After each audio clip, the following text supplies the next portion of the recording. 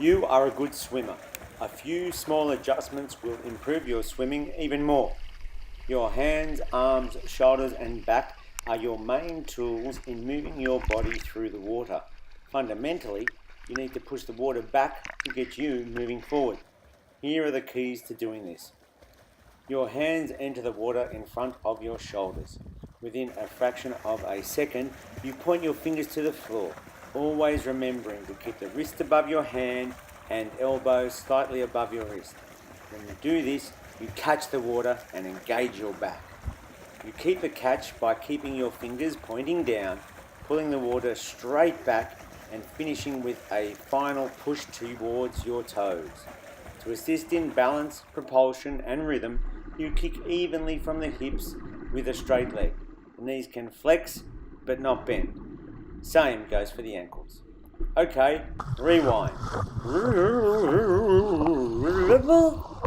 You are a good swimmer, but your hands enter the water in front of the head, not the shoulders.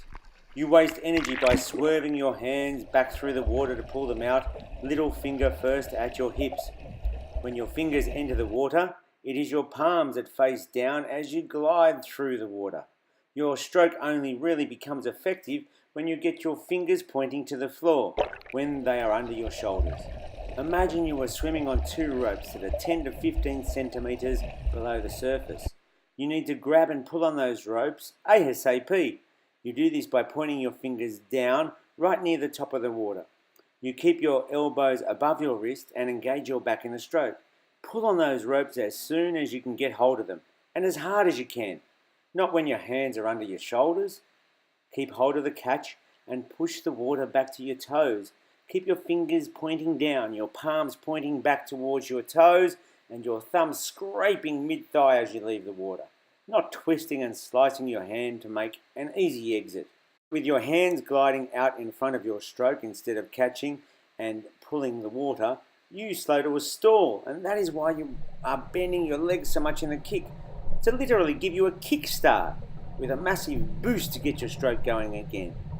Problem is that every time you bend your leg, you actually pull the water the wrong way.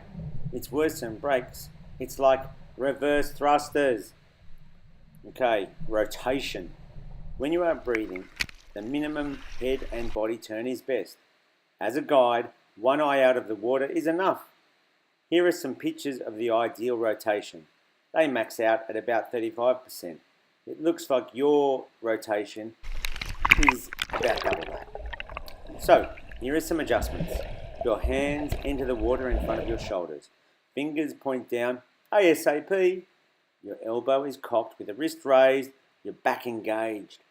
Increase the speed of your arms, but pull them further through the water. Reach out more at the front and push back straight and hard right to the end. You can increase your speed over the top of the water as well, but you need to reach out further. Make sure you blow all bubbles out underwater and reduce the amount you turn your head to breathe. Pull your belly button in and use your glutes to stabilize your body in the water with your core.